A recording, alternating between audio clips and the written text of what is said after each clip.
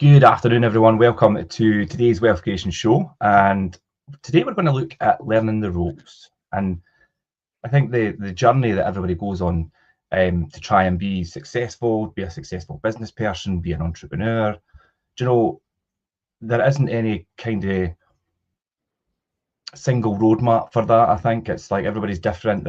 They all go through their own failures and challenges and have highs and lows and, competition. And, even recent years, we've seen the effect that the economy could have on your business decisions and your business model.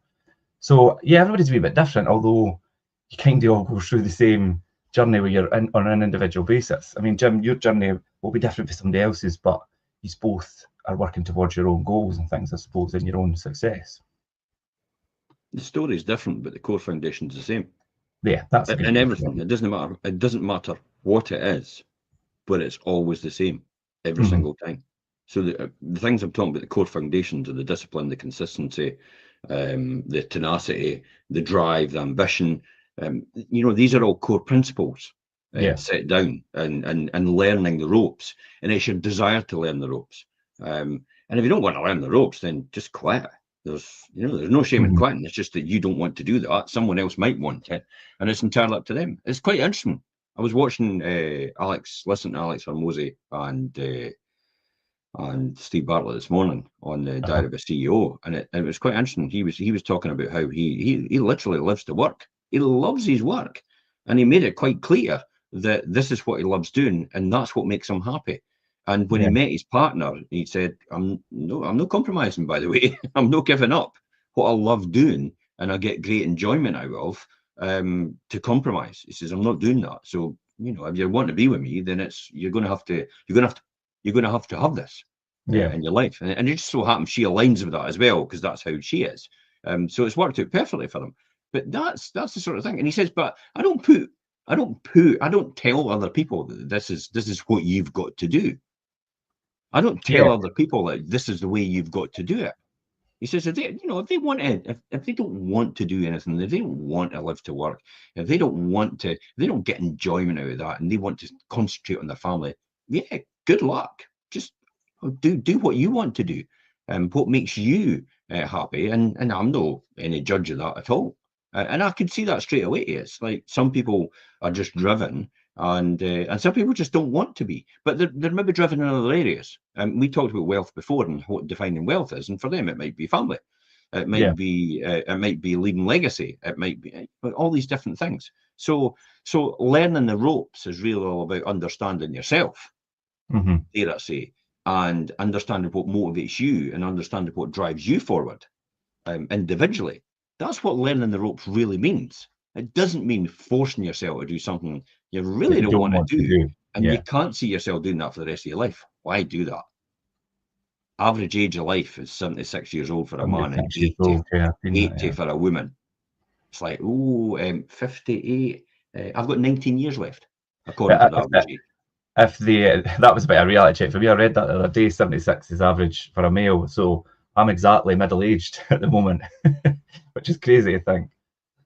It's frightening, and it's going to be a big wake-up call, because I'm going to be talking at the PIN in this month, actually in March, the PIN meeting, and that's what we'll be talking about. And for some people, they'll be sitting in that room and they'll be 60 years old trying to build a legacy, and it's like, you only got 15, 17 years left. And once that reality hits in, it's like, if this is going to take you 10 or 15 years to do, why do it? If that's the case, that is a bit of a reality check. So it might surprise a lot of people, but that is reality. We all bury our head in the sand and just ignore it.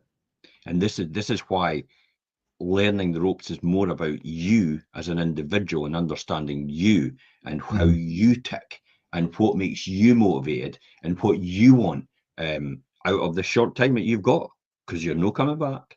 It ain't a dress rehearsal, and there's no rerun. Yeah, and I think, like you're saying, once you understand and establish who you are and what you want and how you feel, and then I think you're able to build relationships and partnerships and everything a lot better, because as you say, the foundation of a really successful relationship or partnership is the fact that you do align with each other and you understand each other. I mean, you don't need to be exactly the same, no one is, but you've got that understanding and you know and you could move forward together, rather than, button heads all the time, and that's not going to get anybody anywhere.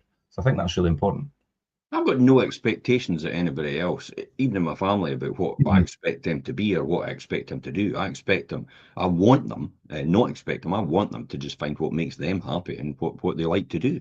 Yeah. And able to make a living out of it and monetize it, and great, absolutely fantastic. And I don't feel have any content in doing expectations of that. anyone else. Why would I?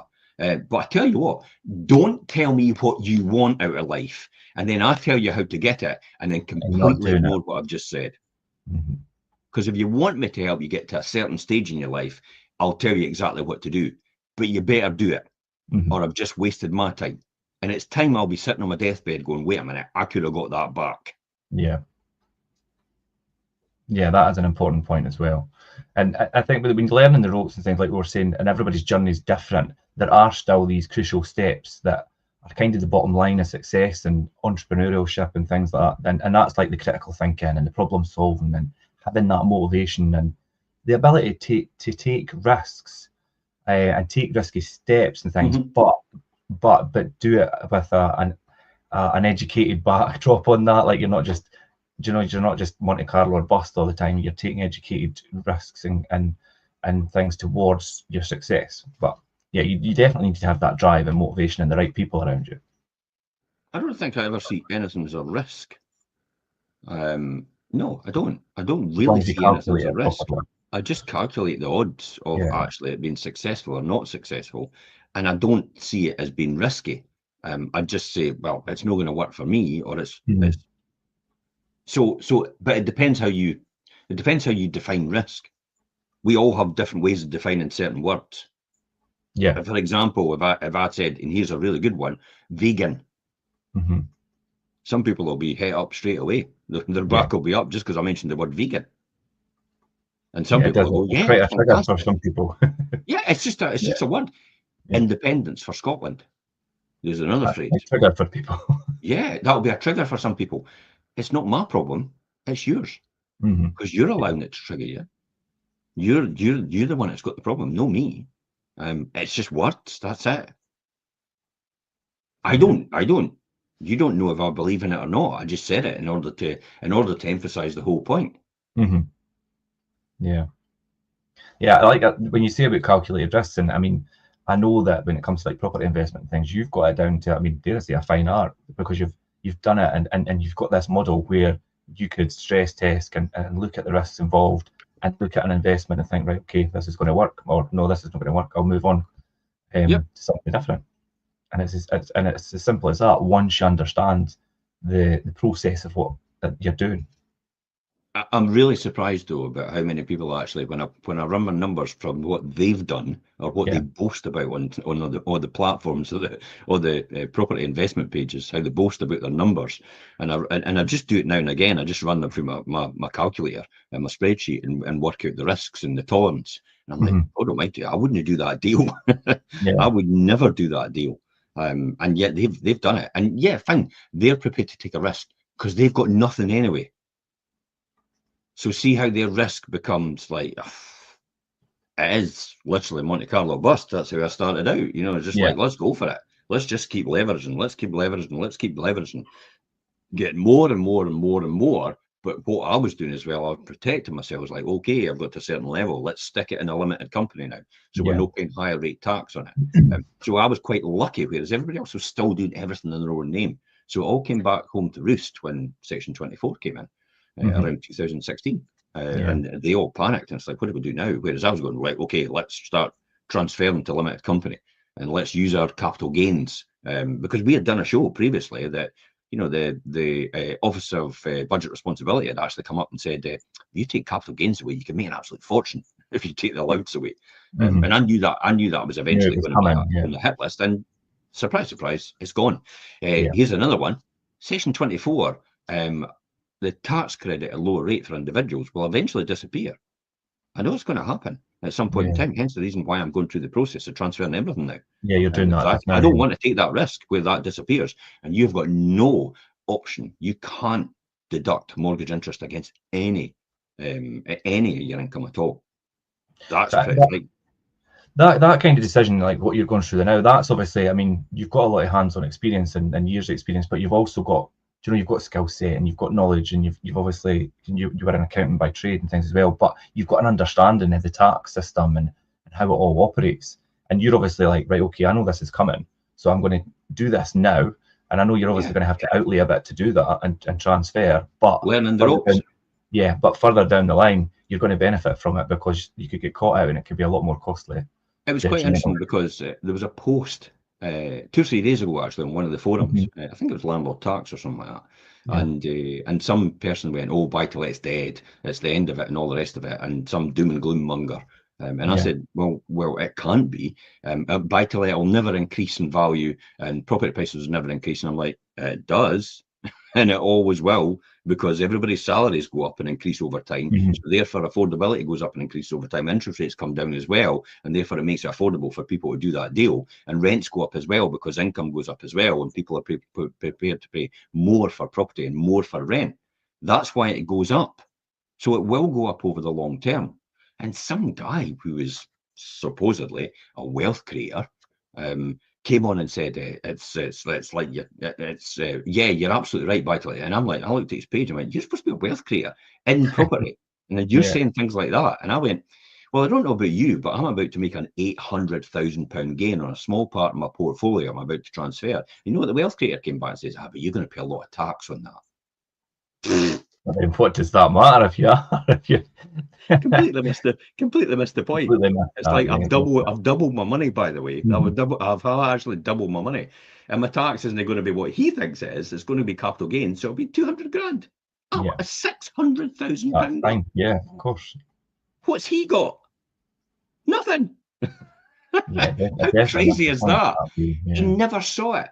He just didn't see it at all. And this is a guy that's meant to be showing other people how to create wealth. My God. But I'm actually keeping the assets as well. So I'm still keeping the income. I'm not chopping down the tree. I'm transferring the tree to a different plantation. But I'm having to pay a penalty for doing that. And that's just the cost of doing business. But I've now got £600,000 when I get that out in income, which is effectively tax-free now at that point in time because it's been taxed already. Yeah, that's really interesting, and it's quite scary as well that there's people out there that are actually advising people with their, people with their life savings potentially. Newsflash. Yeah. Newsflash. Here's one for you: £600,000 in a small transaction of my portfolio. In a small transaction, 600 grand. It's only what's the average pension pot? That's 150 or something, or? Aye, if that. You're probably pushing it. It's probably about 60 grand. Really? 600,000? A wee deal? And I've still got more. Yeah. It's like some people just don't get it.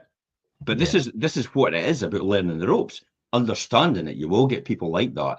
It look the part, they sound the part, but when they come down to it, they're just full of hot air.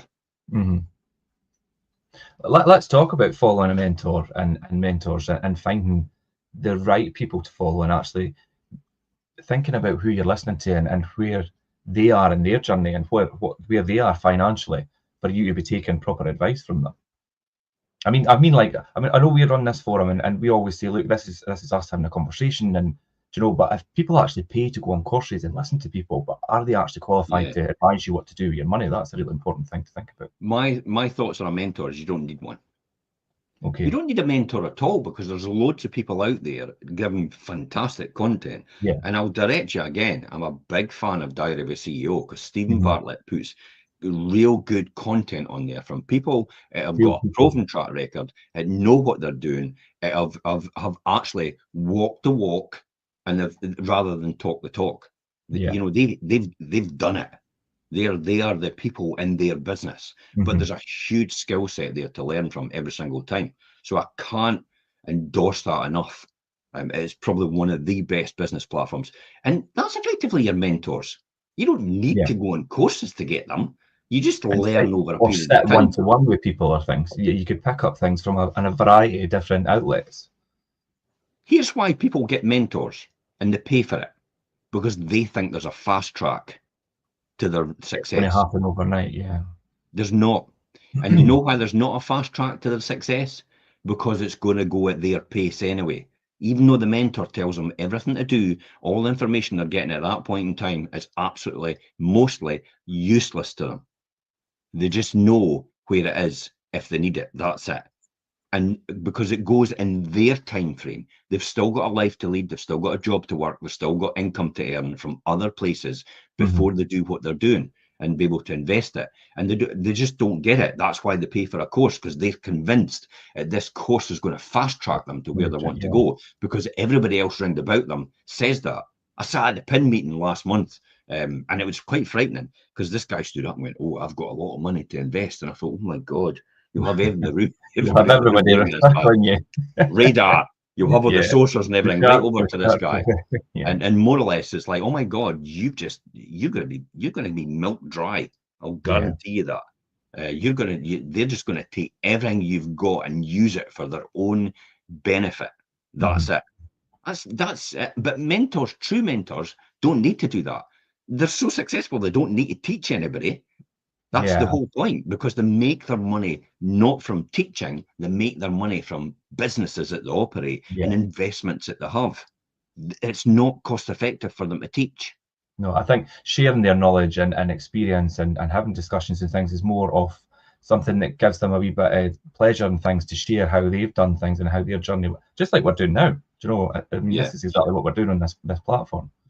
But it's interesting that you say, if someone, I mean, anyone could have all the right information to make them successful and make them wealthy, but it's about how you apply yourself and how much you want to apply yourself. Of course.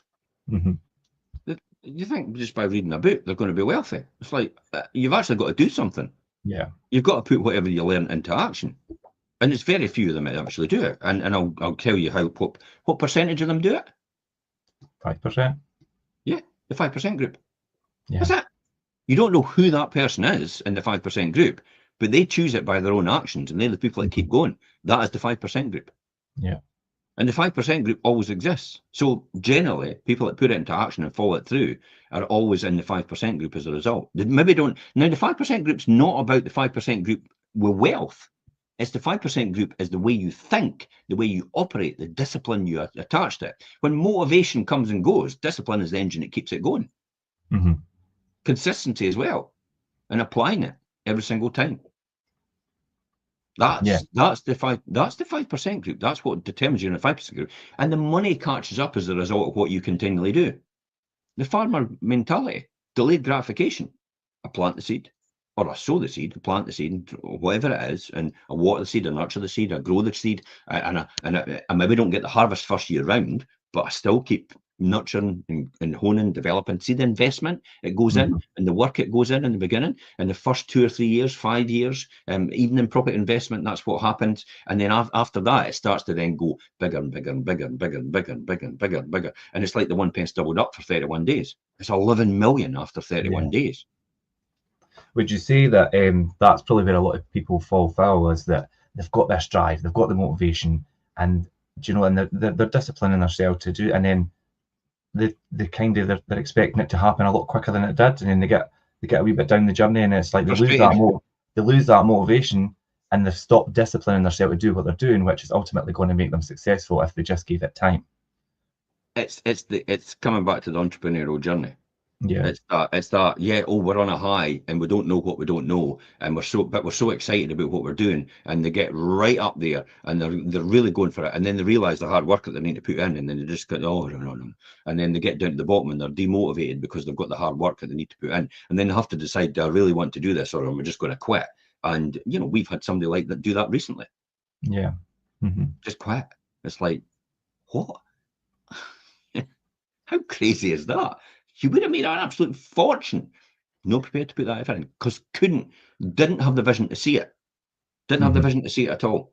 Couldn't see where they were going, didn't understand it. Didn't have the savvy to talk to the right people in order to make that informed decision. Just thought that this works too hard. It's like the typical example. You see the picture, and you've got the the lifestyle and the rewards in the queue, and then you've got the people that are prepared to do the work for the lifestyle and the rewards queue. And there's no one in the people prepared to do the work, maybe one or two, 5%, dare I say. Yeah. And there's then lots of everybody people. in the Yeah. queue for the rewards. They just want the rewards. They don't want to do the work to get it. They think someone else is going to do it for them, or they read a book or attend a course that's going to get done for them. It's like, no, it's not. It's not. You're going to have to do it. Newsflash, you're going to have to do it unless you pay someone else to do it. Most people don't have the money to pay someone else to do it. No, so you have to do it yourself. Yeah, so you have to do it yourself. And that's what it is. But if you don't, again, I come back to saying, if you don't, then enjoy yourself. Have a fantastic life. Look after your family. Have great memories to remember and go by, and people will you live on the people, you live within the people that come after you, or the people you've helped as a result. Yeah, that's what it is, and that's what you are in terms of a mentor to people. I've talked about people that have actually influenced me. Sandy Dowie, my former financial director at Bathurst when I first started as a trainee, taught me some good things. Clive Gillum, financial director at Beaufort PLC. He taught me a couple of things that I really know. The financial director, Chris Parr at Tillis Russell, he was another one that taught me 2 or 3 things about, just about in general, you pick them up. And then you've got loads and loads of people online about the network marketing, Fred Hardties, Bill O'Brien, Jerry Hardties, Pat and Greta Gregory, Jerry Mandescriven, Bernard D'Souza and Janet D'Souza, Dave Butler and Denise Butler, all these different people that I had as mentors over the years that helped me. Stuart Clark, Altony Craig, who's a counsellor now, all these different people, and my father, my mother, and all the people, the negative experience you've had as well. So there's where you learn the ropes, by the negative experience you've got and also the positive experiences. But you'll learn a lot more by the negative, because it'll tell you what you shouldn't do next time or how you should do it next time. Yeah. See all or these how different never people. To do it in the first place. Yeah, don't do that at all. But see all these different people, would you say you learn a different thing from each one of them? Or do you know, I think mainly, mostly what we call as mentors, and following them and listening to them and listening to their advice. I think it's what happens is we resonate and we connect with certain mentors, and because they think like us, they act like us, they say things like us as well. So you can have the same message coming through 10 different people, but maybe one will only hit home for you, and it's exactly the same message that's getting said. This is why it's a classic example that sometimes you tell somebody to do something, and the next minute somebody tells them the exact same thing and they do it, and you're like, what? Yeah. I have it. We're going through diving. I've passed my advanced diving course, but Ben, classic example, my son. What do you know?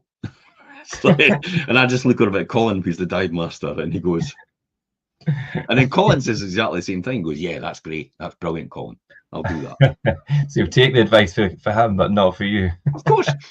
And it's true, because what happens is people have seen your failures over the years, so they don't respect you as much as they respect somebody that they're meeting you for the first time. Yeah, they're your classic examples are your friends. When you start to succeed, your friends kind of sometimes some will be your champion, but some will be your negative. Some will be the people that turn against you because they don't want to see you get ahead of them. And they were the same people that push you up in the shopping trolley at 12 o'clock at night from Sainsbury's or whatever it was. You were both drunk. Coming for the pub, yeah. Yeah, and they were going like, they're just the same as me. How are they successful? That could turn on you. The envy and the bitterness that some people do. And I've seen it happen. I've had that. Definitely. And you just have to leave these people behind. It's like a rocket ship taking off. You're the rocket ship, you're taking off, you've got the fuel tanks on either side, and eventually at some point when you get to a certain altitude in life, like where you are in terms of your success, then these tanks fall off and fall back to earth. And that's kind of like some people are you on your journey just to help you get to that certain stage. And then some other people will join you later on, maybe auxiliary tanks will join on and help you get further on, and help you get higher. And so these are all the different things, and this is why it's important to follow a mentor, but find the right mentors. But I'll tell you, most mentors shouldn't be charging you for what they're doing, unless you really want that information and you understand it. Yeah, because the mentors, they can't afford to train you en masse, and it's purely down to the fact that they'll end up losing money. Yeah, by because they're by not using so much they time. make their money elsewhere. Their Hmm. time is more important working on their own businesses rather than actually trying to create something new and bring people in and teach them what to do. Yeah, yeah, definitely. And we've spoke a lot about having that mindset and that drive and the motivation and the discipline and things as well. And something that people quite often, or more often than not, overlook is prioritizing their health and your mental health, your physical health, because that's the thing that will keep you What do you driven and think that is? motivated. Triathlon. Yeah, That's the that is the thing triathlon. that keeps you driven and motivated. Literally after this, I'm on the treadmill for 80 minutes Yeah, you see, yeah, saying that. running. Yeah. I'm right at the back of this. This is my t-shirt, my shorts and everything. I'm ready to go. So right at the back of this. And I have a certain thing for my breakfast every single morning. It's the same thing every single morning I have. And I have the same thing in the afternoon for my lunch. And then at night, it varies a bit, but it's plant-based. Hmm. It's very, very rarely I have anything that's ultra high processed now. Yeah, I've worked it out now. If I've only got 19 years, oh my God, I want to make sure I've got yeah, at least double or triple that. yeah. And I think that the prioritizing health and keeping yourself in that healthy physical and in your mindset not only could help you succeed just now in what you're doing, but why build a lot of success and build a lot of wealth and then you've not got the health to enjoy it later on in life? That's a really important part. Is it my fear? Possibly. It is Mhm. one of my greatest fears. And the fact that I won't have my health to enjoy what I've got. And Yeah, this is why I'm doing stuff now. This is why I'm visiting, spending time with Richard Branson. This is why I'm spending time your around the life world. goals. This is why I'm going diving. This is why I'm learning all these different new skills and all the rest of it. This is why I'm spending time with my kids, because I never really saw them that much when I was growing up, because I spent a lot of Because you were time working. building your And businesses and that's things. okay, Yeah, because people can judge you for that, but I don't think they've turned out extraordinarily no, it's no, no. affected them as a Yeah. result. And you've still So got that that. You've still got this time, and like you say, do it while you can, and you've built up wealth to be able to I would enjoy be these things. really, and that's what this is what I always thought to myself, I would be really annoyed at the very fact that you got and you built all that wealth and then you couldn't even travel abroad because you had to rely on the NHS to look after you because Yeah, you had an ailment, you had Parkinson's, you had cancer, you had dementia, you had anything like that. Now you could sit there and say everybody can get a chance of getting that, but you vastly reduce your chances of getting any of these diseases or anything like that if you look after your body.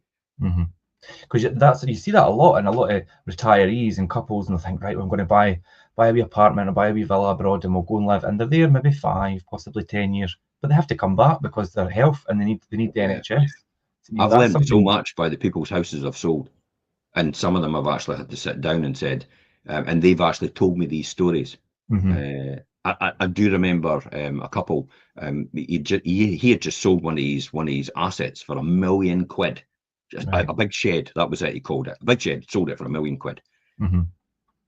2 months later, after they bought that house that I sold them, two Yeah. months later, they're back at me saying we're going to have to sell it. He's got Parkinson's. God, that's a shame. Aye. And then the other one was there was another one. We bought our best holiday home ever, and then a year later they came back to me and says he's got cancer. Yeah, It's it's a like, story what? that you see happening quite a lot. Yeah. You're joking? It's like, oh my God. And then I'm looking at him and thinking of me. I mean, I'm only about 8 years behind you. And that's when I started thinking to myself, wait a minute, this is I am not going to get to this No. point. But remember, as far as I'm concerned, I've got another 60 years. 120 is my Yeah. goal. I've got another 60 Yeah. years. So if I've got another 60 years, I've got to get this all to work perfectly Mhm. and properly and maintain and actually be able to, at 100 years old, still be able to do a sprint triathlon. So how do I do that? How do I work towards that? What person do I need to be now in order to be that person later on? See that thought process? What do Yeah. I need to do now in order to prevent that happening later on so I can still do what I need to do later on? And boy, if I've got another 60 years, flipping heck, my wealth is just going to go up and up and up and Mhm. up and up. And it's like, it'd probably be like a Buffett thing. It's like when you Yeah. get past your 60, that's where you'll make your most. It's like, my And God. the interesting thing as well is like if your plan goes if it goes to plan and you have all these extra years and your wealth increases exponentially, imagine the things you'll be able to do and go and see and experience. They're quite amazing actually. Yeah, that'll be great. Hmm. That'll be great. Yeah. And that's what I'm going for. And somebody could go out there and say, well, you could get run over by a bus tomorrow. So So what? could anybody. So could anybody. And if I didn't, it's like saying, Yeah. about your employees, I'm not going to train my employees because they're probably going to leave. Okay, but what if they stay and you've no trained them? Yeah.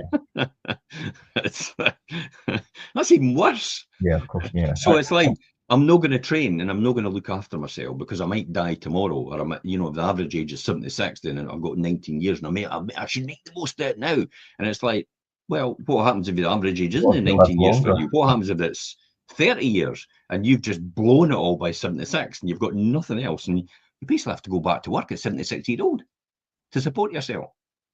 That's funny. I was watching, it reminds me of a program, it was an 80s sitcom thing I was watching, and the guy on it, he was totally panicking because he'd only budgeted to live to 80, and the doctor had told him, you're fit as a fiddle, you're going to live to 100, and he's like, what am I going to do? I've not got enough to keep going. And it was funny because it was all about the money and how much money we'd have to survive. The fact that they told him you've got potentially an extra 20 years to live because you're so healthy. I think this is why the older generation, and I've looked at it, and I've seen it, and I've witnessed it so many times with the people I've visited, because my demographic for house sales and that tend to be people that are older, people that are they want a professional, they want somebody that's maybe a finance background as well, that's really successful in property themselves, and understands what their needs are as well. So when I tend to see them, I learn a lot more from them than they probably know out of that. But I do see it a lot where they get to that, and then I learn the lessons about what I should be doing way before then. This is why they possibly hold on to their wealth, because they're terrified that they actually run out of money when they get to 80 and they're going to live another 20 years. And this is why it's always about, I've not got enough money, It's like, and then when you check the bank account, it's like, flipping heck, you've got more than most people, but to them, it's they live off the income of the interest. They're not looking at the asset value.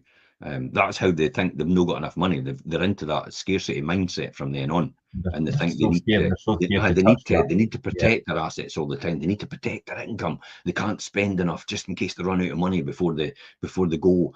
It's all these different things that terrify these people, and that's why it's so important to have the proper planning to make sure that's like, if you knew you couldn't run out of money, what would you do?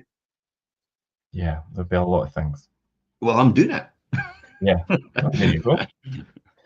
And that's the great thing, and that must be a great feeling. But you applied yourself, and that's what your goal was, to get to this place where you could do all these things and feel the ability to do that without the pressures of I've not got enough money to last me, I've not got the health to let me do it, I'm not fit enough to do that. And that's exactly what we're talking about here. It's interesting that you describe it as a feeling. You don't actually feel anything at all. You're just no stressed anymore about it. You just don't have the pressure of the weight of, so you don't. I don't go about going, I've got loads of money. It's like I'm rich, like Robbie Williams when he got that. I'm rich beyond my wildest dreams. That sort of thing. No, I don't really. I just know that I don't need to be concerned about that anymore. And most people's problems, one of the top reasons is the lack of money. Yeah, that holds them back. Most arguments between couples are about money. Yeah. Oh, you're buying this and you're buying that, and we can't afford this and I can't afford that.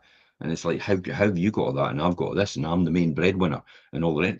That happens definitely. So most disagreements and arguments in couples relationships are about money.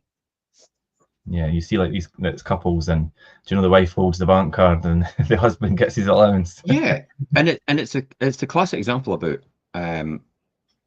I did see the other day, because I put a lot of advice and information on all these different platforms, especially the Scottish Property Network that I admin. And when people ask questions, I give them all advice, and it was interesting to see that somebody actually was talking about how they've decided to live in a caravan or a mobile home, and this is their costs, and this is how they'll save so much money. And my response to that was, why do you not just make more income? Yeah. Because that's certainly a better choice than actually putting yourself in a position where you're now living on so little but he didn't seem to be investing in it. It's just like, I could live on that, so I'm just going to live on that. So, okay, you're going to be stuck there for the rest of your life then. Do you know, that's funny you say that about them going to live in a caravan, and I think that's something that's maybe more common than we think. I was out walking the dog, and I noticed there's an older couple, and they've got their Range Rover, but I see them quite a lot, and they come from the local caravan park, and they've got a caravan in there. But I wonder if they live there, and that's what they've chosen to do. Yeah, they do. But that's not the type of caravan I'm talking about. What I'm talking about, this guy decided to live in literally a VW. All right, Yeah, okay. a camper van. That was it, a camper van. Just you open the back door and you go in, and then you've got your cooking and you've got your bed and you've got everything else. And I'm like, where's the toilet and where do you clean yourself? But this person was trying to convince everybody that his lifestyle was a great choice. And I'm like, you're not living the dream, yeah. Yeah, and again, see, I go on and I disagree with these people, and I say, but the thing is, you get the haters that all come out. Cue the haters. It's funny because I'm not going to let anybody else tell me that property doesn't make money. Investing doesn't make money. It's because you choose to do the things at the wrong time. The reason that property doesn't make money for some people is because they get the timing wrong. Yeah. But that's like most investments. They get the timing wrong. I put more money into my standard life pension today. And yet the stock market is at its highest it's probably ever been, 8,777 or something like that. Mm-hmm. I mean, my previous investments have gone up and my money's doubled in the last 10 years. And that's in my pension. Yeah. But my point out of this, or the funds doubled in the last 10 years, my point out of this is it doesn't matter when you put it in. If you leave it long enough, it'll just accumulate anyway, and it'll build in wealth. It's invested in blue chip stocks. Yeah. It's like Buffett, Coca-Cola, Bank of America. This is your UK who else? Moody's. What else like, does he invest in? He invests in a whole load of stuff, and all blue chip, McDonald's, Apple. It's like, this guy's no daft. He takes dead certs that pay money every single time and build wealth over a long period of time. And Vida. Mm-hmm. Vida's not going to go anywhere. It's like flipping heck. They're the people that make the chips for AI. Their share price has rocketed. Tesla share price rocketed. Now it's going a rocky road, and it's because of what's with the government and what he's involved in America. That's why it's on a rocky road just now. And declining because of the Chinese market, and they're bringing electric vehicles in at a more appropriate price. And people are just going, well, I don't want a Tesla. Tesla's the Apple electric cars, really. It's like you buy it because you want to look someday. You want to look like somebody. Aye. It's the difference between Ferrari and Lamborghini. Ferrari is when you want to think people, let people know you've made it. Lamborghini is when you've actually made it. Yeah. And that's the sort of thing. So that's this, but it all comes down to prioritizing your health. Because if this does not work, including this, it's all for nothing. Yeah. Yeah, and I think, and just to kind of round up on prioritizing your health, we spoke about things like, you talk about your diet and eating correctly and having the right things and less processed food, and having enough sleep's a big one that's in there as well. Less ultra processed food. Okay, so my sleep, according to Garmin, my sleep last night was sleep score at 7 hours 12 minutes. Sleep score 86. Okay.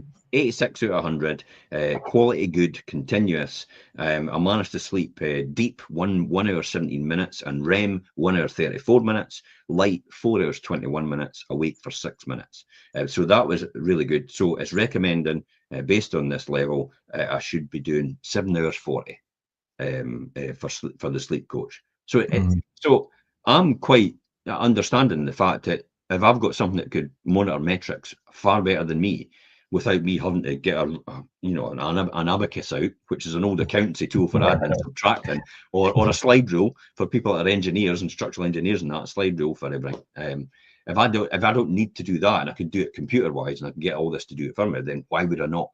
And this is one of the tools I bought for that reason, because it can monitor all the KPIs that I need to know in order to make informed decisions about what I should do next and when I should go to my bed. I'm actually physically, it's like, if I've got 7 hours 40 minutes, I'm like, okay, I'm going to get up at 7:30. If I work that back, there's 12 o'clock, so I need to go to my bed probably about 11 to get the right to get sleep. a right run at this. So it's unfortunate. You're about 3/4 of the way through a film because you're thinking 9 o'clock, and it's like it says it's going to finish at 11:45, and it's like, no, go to my bed. That's when your discipline comes in.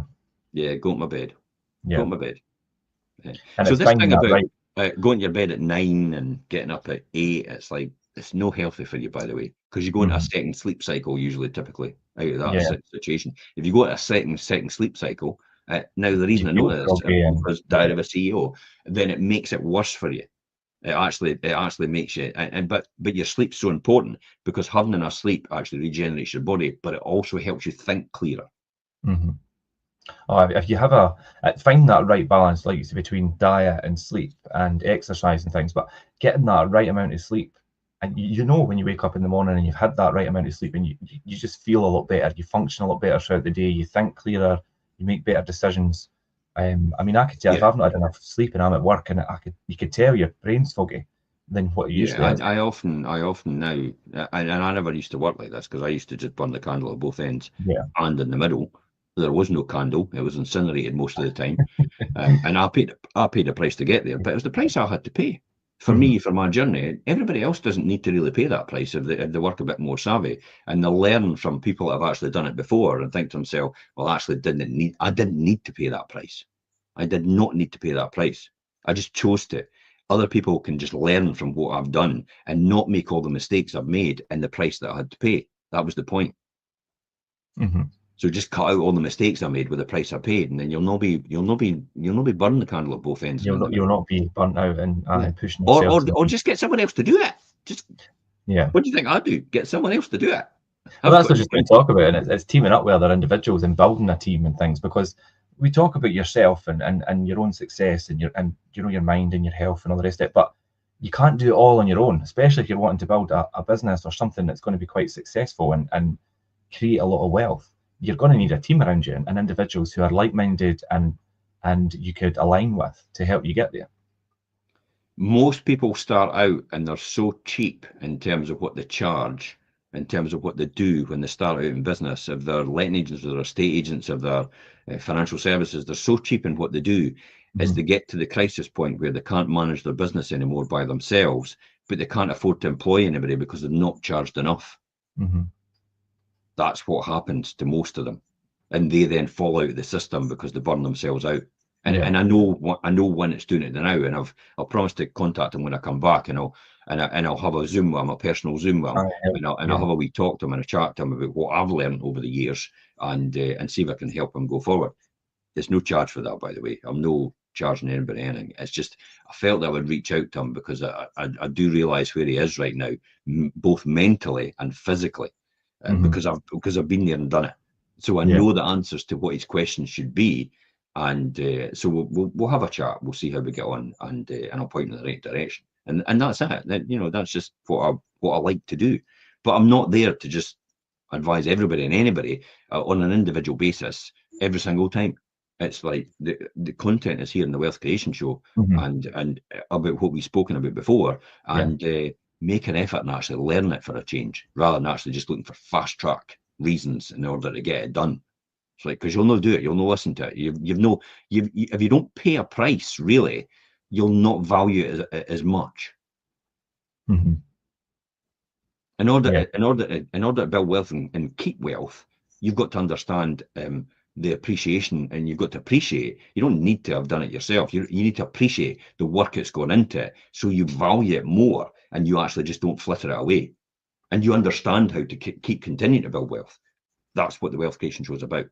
Yeah, and you'll see, like, a lot of people want to, if they're building something, they want to keep it all here, and I'll do it all, and it's my baby, and I'll do it. But rather than like, okay, I'm going to get this person and this person because they're brilliant at doing this, and they're brilliant at doing this, and build that network and team that you could collectively build the success. Here's a familiar story. I'm going on holiday, but I'm going to take my laptop and I'm going to take all my work with me, and I'm going to deal with it while I'm on holiday because I have to be available for all my customers. That happens with really highly successful people as well, because they don't understand. And that's people managing funds that I know that are like a family fund of 400 million and 800 million. That's mental. but they feel that they have to be available to their clients all the time, even when they're away.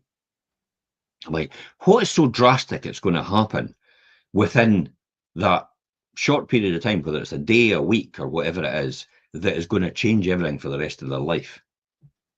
Probably not much.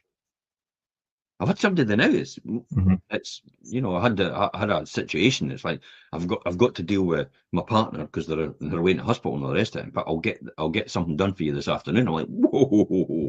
There's more important things here. No, what I've asked you to do is not that important in the context of this person. Concentrate on that, and then you can catch up with that later. Yeah. Now, I never used to think like that, but these are the things I've actually learned now. Yeah, and it won't be, in 5 years' time, it won't make a difference. What did they look at KFC? What did the egg scare do when the eggs were all poisoned? When, all these years ago, when Wiener Curry came out and said all the eggs have got salmonella in it. It's like you can't use them in it. KFC were like, oh my God, we've got to kill all our chickens. We're going to be, and everyone's going, they're going to be out of business. Is KFC still here? Yeah. Is McDonald's still here? BSE? Probably stronger than they've ever been. Mad cow disease McDonald's? Still here? Absolutely. Made no difference. Long term makes no difference. If you just make sure you can weather it. Ride that storm at the time, yeah. Yeah. You make sure you can weather a storm when it comes. That's all you need to make sure. And that is all about risk analysis and taking calculated risk, definitely.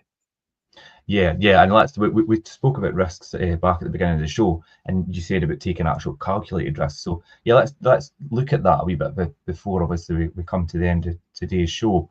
Calculated risks, obviously, you've got failures within business, you've got competition in market, you've got, especially in the last few years, a lot of economic changes and things, and you need to be able to have done a risk analysis, and then when you're taking risks in investment or doing investments, make sure that you've calculated these risks and mitigated yourself in case things do change. Interest rates and things of property. I was so fortunate in the credit crunch, for example, that I was able to survive, and the business was able to survive as well. And the reason the business was able to survive is because I didn't take an income, but I lived off my property investments for that period of time. And all the investments I hadn't been living off of before. So I'd never used them before, and I'd lived within my means from my salary. Therefore, I had these property investments, were actually earning all that money, and had banked all that money as well, and had accumulated and were generating money. I'm not talking about the wealth, the assets, the actual value, because they'd been devalued a wee bit. And that's fine. Some of them were negative equity, but not a lot of them. And there was a huge amount of wealth in it, but you couldn't take it out because the banks wouldn't touch you. But the income it generated every single month was brilliant. Yeah. So I just stopped investing in more property. It was actually be able to draw down an income and live off it, and just live within my means again. You say obviously like the value and things of the asset and things at that time, but that's done full circle now. Yeah, because I knew that was coming. I knew at some period in time that all these will go right back up in value. Yeah. And because again, as I say, it's got nothing to do with the value. It's got nothing to do with the fact that the property or all the rest of it. It's how much people are earning. That's why it goes up. And somebody actually was quite facetious the other day on a forum. Again, I refer back to it. And he went, and I was talking about property and how it accumulates and all the rest of it. And the person went on, made this huge speech and all the rest of it. And I got to the end of it and goes, congratulations, you've just described capitalism and the way the world works today. He was talking about quantitative easing, how property prices have gone up because of quantitative easing and money getting pumped in the economy. And I went, yeah, congratulations, you've just described capitalism and the way the world works today. That's how it will always work. It's amazing. We'll always keep pumping money in. We'll always keep producing more money from somewhere, because that's the way inflation works. That's the way they have to do it in order for everything to still continue to grow. It will never change unless they do away with that and change completely the whole thing to the fact that you work to just enjoy yourself and live, and your health is the most important thing, and your happiness, and that's it. That's the utopian world for most people. And you get credits on your file for doing work, and you use these credits to do things when you want to do them. But your aspiration is for everybody to help everybody else in order to move. That's the utopian dream for a lot of people. And that's why you have the things like the kibbutz in Israel. That's what they try to do. They all look after each other. That's why you've got all these different organizations that they go away and they disappear and they're self-sustaining and they grow the land, they nurture the land, they build their own stuff, and they have their own community and they just leave the rest of the world out. That's how they live. And they don't live to acquire things. They live to have a happy, meaningful life for themselves. And just have that self-contentment without having all the pressures of the wider world and everything, the financial aspects and things that go with it. It's only when they start to see things from the outside and then they see people enjoying themselves and the constant dopamine hit people get as a result, and they want that as well. Yeah. This is how your mind starts to trick you. Somebody actually put something on the other night about addictions. About, oh, it's fantastic, this person's doing addictions for gambling and all the rest of it and highlighting this and helping. I went, yeah, and if you look at it on the face of it, it is absolutely fantastic and it's great. But at the core value of addictions, it's all the same. Yeah. It's just a different type of addiction, that's it. But the core principles of addiction is the same. It's the constant reaffirming of that rush that you're chasing all the time. Yeah, every single time.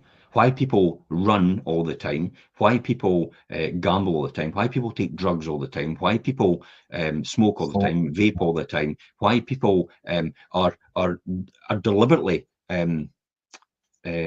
brutal and physically abusing people all the time, because somehow they get this dopamine hit. It gets them off, I suppose. So it's the same receptor, it pings all the time in different situations. And I just said at the end of it, so really, it's like what I did an interview with Gamblers Anonymous. So I did that in the Sunday swap that I did. So Gamblers Anonymous came on, the guys from Gamblers Anonymous. They were anonymous, obviously, blanked out, and I was only one there. And Jim actually said it to me. He says, you just trade one addiction for the other, Jim. He says that's way, because I says, yeah, I used to be a gambler, an addicted gambler and all the rest of it, and I did in my teens, and I went to Gamblers Anonymous for that reason. And like after I'd heard all these stories, I went, I'm never going to gamble ever again, and I didn't, and that's it. And I don't at all, and I don't, and I'm not. I wouldn't call myself an addicted gambler anymore.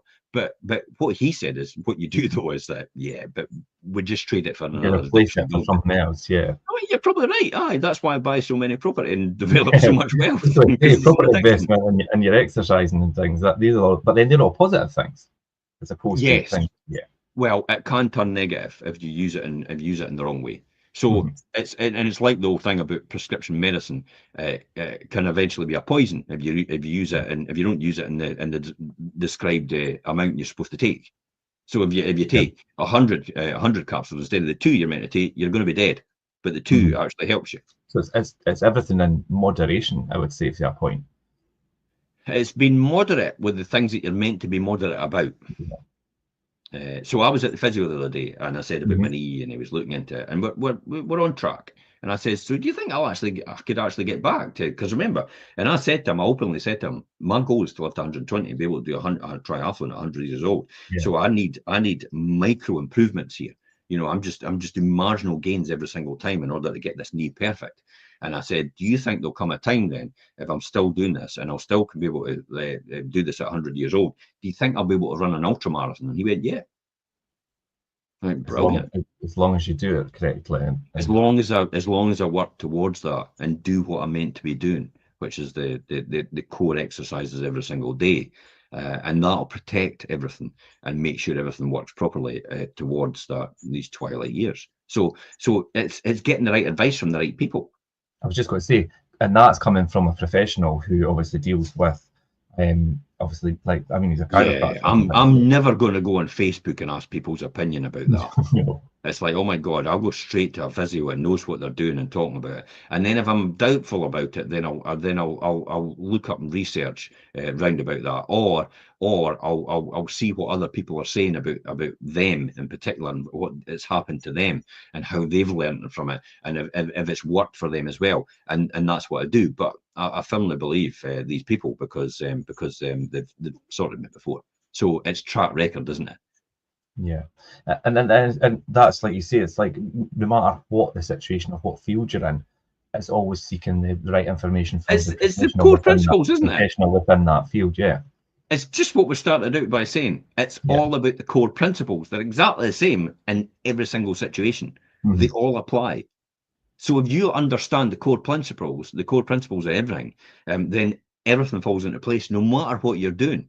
Whether it's a charity you're building, whether it's a cause you're up for, whether it's a political thing that you're involved in, whatever it is, whether it's a business you're running, whether it's a person you're helping, whether it's a family member that you're working with, and whatever you're doing, the core principles of all this success and learning the ropes is exactly the same every single time.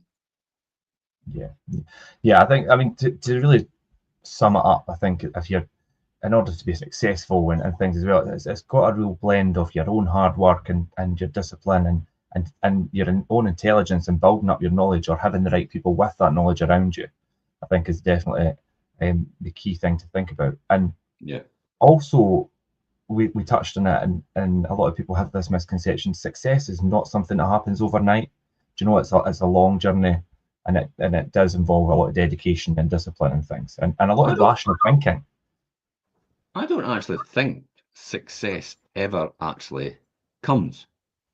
You just get, it's the journey towards it that's the thing. Yeah, it's just the journey towards it. So in your mind, success never comes, because I don't find myself successful. I just find myself as an average Joe, just like everybody else. Whereas other people look at me and go, "Oh my God, you're like how am I ever going to get there?" 0.1% in Britain in terms of the wealthiest. And that's how they look at me, and they go, "You must be really successful." Whereas I'm like, it's just me. It's about perspective, because like you will sit and you're like, I'm just where I am because I am where I am. Yeah, and I look at people like Richard Branson and go, "Flipping heck, that's successful." But he'll not think that. He'll think, and Alan Sugar and Sergey Grin and all these people. I look at these people and go, "Now that's successful." It's like where other people look at me and go, "That's successful." I'm going, No, I'm just getting started. Just everyone's at a different stage. Yeah. But I don't actually see myself as being successful. I just see myself as like, it's just what I do. And I've just always done it like that. And if somebody thinks that's successful, well, thanks very much for the adulation and the admiration. But yeah, okay, it's your opinion. It's just your opinion. With other people, it's like, would see this as a massive failure because I never concentrated on my children when I did, to be honest. I made sure, because of my own father working all the time, I made sure I was at their school sports days, I was at their school events, I was at all their parents' nights. I never took time off for any of that stuff. I never took time off doing any of that stuff at all. I was there every single time. When they needed me, when it was the key points in their life, they will always remember I was there. Well, then, I mean, that's a success in itself, because I mean, at that time, you were working, you were building a portfolio, you were working a job, you were putting a lot of hours in there, but you still never missed those important. I never took time off my work as such. No, I never did. It's like nowadays, I think some of the younger generation go, "Oh, I should get time off just to go to my kids' school sports day." It's like, no, I took a half day off and went to my my kids' school sports day. Yeah. I took a holiday off to do that. I didn't go to my employer and say, "By the way, I think you should graciously give me just time off to go to my school sports day." Let me away, yeah. Like, oh, and I've just got to pay you for it then. So I would never have expected that of my employers. No. I would never have expected that to happen. I would never have talked back to my managing director, all the rest of it. And nowadays, some of the younger generation just don't understand that. But maybe that's what it was always like. Maybe that's what people around about me were like as well. Just I wasn't like that. You just never realized that, or noticed it. It's probably always gone on. It's just you notice it more now because you're in that position, and you tend to see that a lot more now. Some of the disrespectful things, and with social media heightens it as well, because the algorithms tend to push out negative content, because that gets a lot more traction, a lot more likes or engagement, and therefore they can make more money out of advertising. I see, you see it every single time. Anyway, so these are all the different things, and the calculated risks are definitely one, just to go back to that, and making sure you're all still here. Is there competition and doing that and evaluating the competition, the turbulent economic conditions? Absolutely. I always make sure I can weather a storm. Yeah. Because you never know when that storm's coming. The credit crunch showed that straight away, and I will never ever be caught out with that again. And there's a lot of people didn't survive that because they didn't make the right. I've seen so many people. I know a guy, Andy Shaw, actually got 300 properties taken off him Jeez. 300 wiped out overnight. I knew another guy, it was wiped out overnight. And I knew another woman, it was actually I was dealing with, and she was an investor. I wasn't advising her. She was just doing flips and stuff like that. Yeah. And she was literally caught off guard straight away. And she was completely exposed because she couldn't move her property on. And I basically sat were in tears. And in fact, all these things, everything I built for my children is now gone. Yeah, I thought, I'll never get in that position ever. That's quite a good driver as well for you to witness that and think this is not where I ever want to be. My God, when I sat and watched these people and their head in their hands and in complete tears, and the bank just saying, "You're next in line." It's not the fact that the numbers don't work. It's the fact that we've got to call in our loans now because we're not allowed to borrow lend as much. So we're going to have to bring down our lending to asset ratio, and therefore you're next on the list. That's it. Just and a number. That's what they've been rolling out. Do you know, over 100% lending and everything to people. So I witnessed all that and that happening to other people, and all the lessons I've learned out of that is immense. And that's why it's listening to these stories and understanding these stories. That's just as much a mentor to me as actually having to pay somebody to go and listen to their course. Yeah. Yeah, I think quite an important part that I've took away from today is that you mentioned, we spoke about mentors, and it doesn't have to be this one-to-one sitting with somebody and having them guide you through it. It's like there's so much different outlets and platforms and people you could learn from collectively to help you on your journey. And I think that's the most important thing I think I picked up on today. I mean, I realise that, but it's quite good when you explain it like that. A lot of people might not understand. They think they need to sit one-to-one with somebody and get a full-time mentor and pay them a lot of money, and that's not really the best way to do it. I don't see the purpose of that unless you definitely need somebody to coach you unless you're actually going to do it. I think to pay somebody to do it, to pay somebody to help you do it, and in that relationship, if you're going to do it, absolutely. If you're going to apply yourself and actually do it. If you've no intention of doing it and you just want to feel good about yourself because you think you've got the drive to do it, but you're not really sure, then by all means don't do it. There's no point. Don't waste your time. Don't waste your money. You ain't going to do it. It's like the gym thing. Oh, I'm going to get a gym membership at the start of the year, New Year's resolutions. How many people have still got their gym membership and stuck to the New Year's resolutions? I've stuck to my New Year's resolutions, which is, exercising every single day. I've gone from 6 days a week to 7 days a week now. And actually working towards what I want to do. The one thing I keep missing now and again, and I'm going to do it today, is chess. Learning chess online, chess.com. Great training tool. That's a strange one. But is that just like for your cognitive mental side of things? No, I'm wanting to beat Richard Branson. Right, okay. I knew there was something behind it. He's brilliant at it. Right. It's like because I'm going back in November. It's like flipping heck. I want to make sure I could beat him at it, or at least give him a good game. I don't want it. It's no, I want to beat him. I want to give him a good game. And for me personally, it's not about making him pleased. It's about making me pleased. And the fact that I've made an effort and I've actually done something. And it's another skill I've acquired. And it teaches you a lot on how to play chess. Look what's happening right now with America and with Russia over Ukraine. That has been a game of chess from the very beginning. Yeah. Since it first started. Believe it or not, that's a game of chess, yes. Yeah. And now the two main players are trying to divide up the assets between them and leave. Yeah, I heard a snippet of the interview on the radio yesterday, and it was like, and it was all for minerals. Yeah, and the rights for that.